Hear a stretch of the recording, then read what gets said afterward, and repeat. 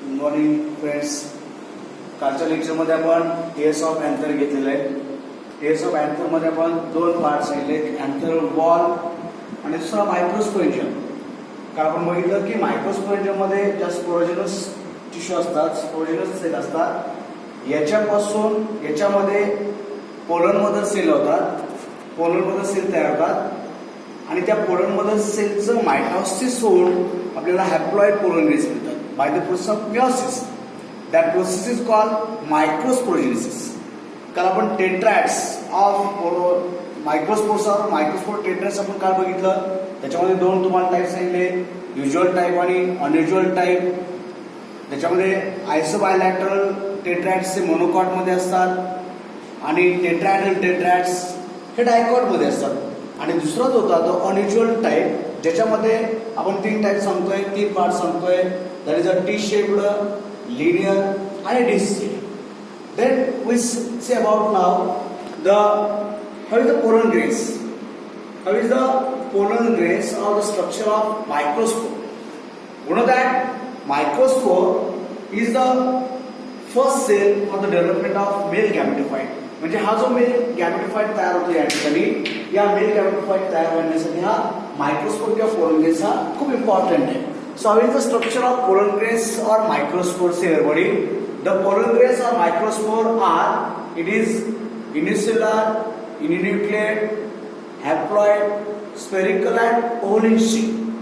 That microspore is unicellular, uninucleate, haploid, spherical and oval in shape.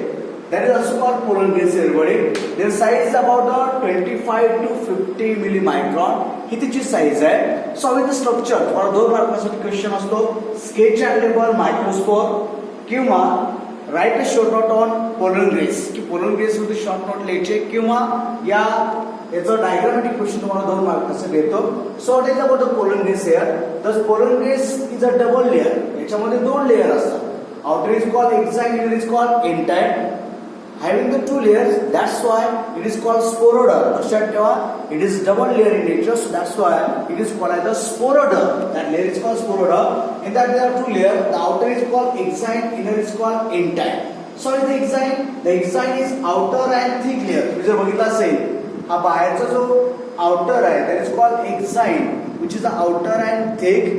That exine is highly resistant for biological and physical process, and that exine are made by, but particularly exine are made by sporopollen which are secreted by the tapetum. Tapetum चा आंतरवॉलचा layer आहे, तो tapetum हा sporopollen secret करतोय आणि त्या sporopollen हा कोणाचा component आहे, या एक्झाइनचा. Exine is made by the sporopollen and it is highly resistant to the physical and biological process. They avoid the decomposition of the pollen grains because sporopollen is a non-degradable component. So here, in that case, that is it resists to the microspores from physical and biological decomposition.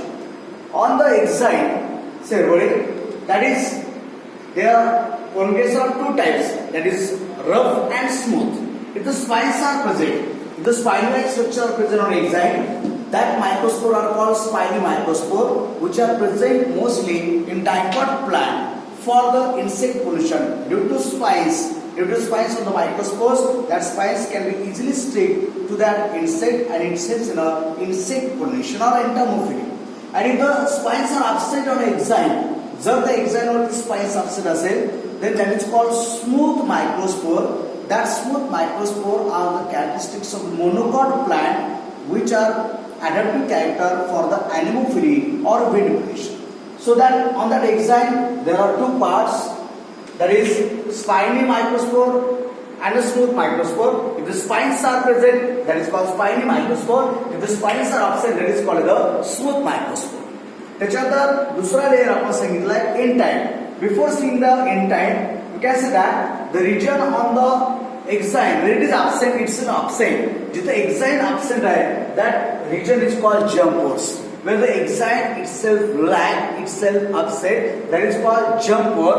आणि या जर्मपोरची संख्या ही त्या प्लांटवरती depend असते. जर dicot plant असेल तर 3 germ pore असतात, त्याला आपण ट्रायपोरेट असं म्हणतो. जर एकच जर्मपोर असेल तर त्याला युनिपोरेट असं म्हणतो, जो की मोनोकॉट प्लांट आहे. Triporate germ pores are present or triporate microspore is present in a dicot and uniporate are present in a monocot. That is the first example. Second is called intine. तुम्ही आत्ता जर बघितला, intine is a inner, is a smooth having the dense protoplasm and a single nucleus is there. इथे जर बघितलं तुम्ही तर या intine मध्ये single nucleus तुम्हाला दिसतोय.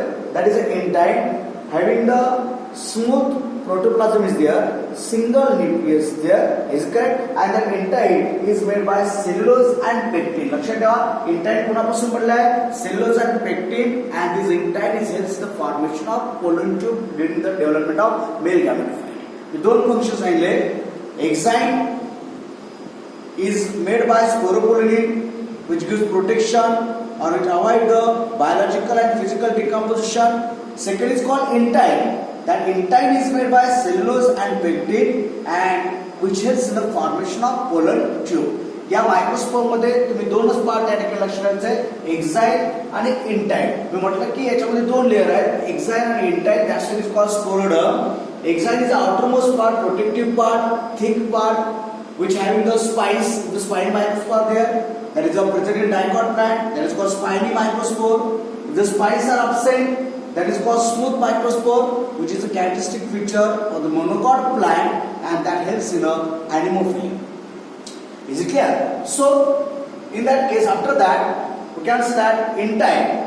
Intine chapter germ pores. The 3 germ pores are there. That is called triporate. The one is called uniporate. Triporates are present in dicot plant and uniporates are present in monocot plant. मगाशीच म्हटलं की तुम्हाला दोन पद्धतीने question विचारला होतो. एक तर sketch and label pollen grains. फक्त डायग्रामॅटिक साठी तुम्हाला पोलन ग्रेन किंवा मायक्रोस्कोप विचारू शकतो किंवा त्याचं डिस्क्रिप्शन मी तुम्हाला 2 मार्क्ससाठी विचारलं होतं. त्यावेळेस तिथं लिहायचं की युनिसेल्युलर, युनिन्यूक्लियर, हॅप्लॉइड, त्याची साईज एक डिस्क्राइब करायची आहे. लेअर मध्ये आपण म्हटलंय डबल लेअर आहे, दॅट्स कॉल्ड स्पोरोडर्म. 2 लेअर तुम्हाला एक्सप्लेन करायचे, एक्झाइन आणि इंटाइन, आणि दोन्हीचं फंक्शन तुम्ही त्या ठिकाणी मेंटेन करायचं. आता पोलनच्या बाबतीत आपण पाहतोय, pollen grains are different kinds. They are present in different plants. So what are about the pollens? तुम्ही इन्सॅट जर पुस्तक बघितलं तर त्याच्यामध्ये पोलन्सच्या बाबतीत तुम्हाला डिटेल दिले. त्याचे युजेस काय, ऍडव्हान्टेज काय, डिसएडव्हान्टेज काय, तो जो पलीकडचा बीट आहे तुम्हाला तो ऍज अ इन्सॅट किंवा ऍज अ नीट किंवा सीईटीला तुम्हाला त्या ठिकाणी क्वेश्चन विचारला जाऊ शकतात. पोलन ॲलर्जी, काही पोलन ग्रेन्स असे असतात आपल्याला की ॲलर्जिक साठी कारणीभूत ठरतात. उदाहरणार्थ तुम्हाला माहिती आहे की आपण फील्डमध्ये किंवा ज्वारीच्या शेतात गेले तर आपल्याला शिंका येतात. Some pollen grains are causes for allergy, so they are called allergic pollen grains. Mostly they are present in anemophilic plant or monocot like jawar, or some other example is parthena, which causes for the respiratory disorder like asthma and bronchitis. Some pollen products are rich in nutrients. They are highly rich in nutrients. That pollen products are used by athletic players to get the maximum energy, or they are used as a food for the horses which are participating in races, and they are supplementary. जसं की आपण हनी हा supplementary product वापरतोय, तसे या ठिकाणी pollen ग्रेन्सचं syrup तयार केलं जातं, त्याचे जेली तयार केलं जातात, and they are use as a supplementary food products for the human kind. So they are called the pollen products. Third is called the pollen viability. आता पोलन वायबिलिटी म्हणजे काय आहे का, जसं आपल्याला माहिती आहे की ह्युमन स्पर्म किंवा एगला पण वायबल आहे, 24 आवर्स त्याचा वायबल असतो. त्या पिरियडमध्ये ते जर्मिनेट होतात किंवा त्या पिरियडमध्ये ते फर्टिलायझेशन होतात. तसं या पोलन ग्रेनचा पण काही वायबल पिरियड आहे, लायबल पिरियड आहे. That is the pollen grains which require the time period for their germinating on the stigma. That is called pollen viability. Pollen viability depends on 2 factors. One is called temperature, another is called humidity. म्हणजे त्या pollen viability कशावरती depend असते तर temperature आणि viability. तुम्हाला काही वायबिलिटीचे example दिले, जसे की राईस आणि व्हीट मोनोकॉट. या मोनोकॉट प्लांट मधल्या पोलन ग्रेनची व्हायबिलिटी असते 30 मिनिट. ज्यावेळेस ते रिलीज होतात, अँथर मधून रिलीज झाल्यानंतर त्याची व्हायबिलिटी ही 30 मिनिटापर्यंत असते. म्हणजे 30 मिनिटामध्ये त्याचं पोलेशन होऊन फर्टिलायझेशन होणं आवश्यक आहे. म्हणून आपण म्हणतो त्याची व्हायबिलिटी पिरियड राईस आणि बीटच्या मधल्या पोलन ग्रेनचा व्हायबिलिटी पिरियड किती हा 30 मिनिट्स. तसंच तुम्हाला इथं दुसरं एक्झाम्पल दिलेलं आहे. In a family Rosaceae the plants which are present in family Rosaceae, Leguminosae आणि सोलेनेसी या फॅमिलीमधल्या पोलन ग्रेनची व्हायबिलिटी ही काही महिन्यापर्यंत असते. It is present up to the several months.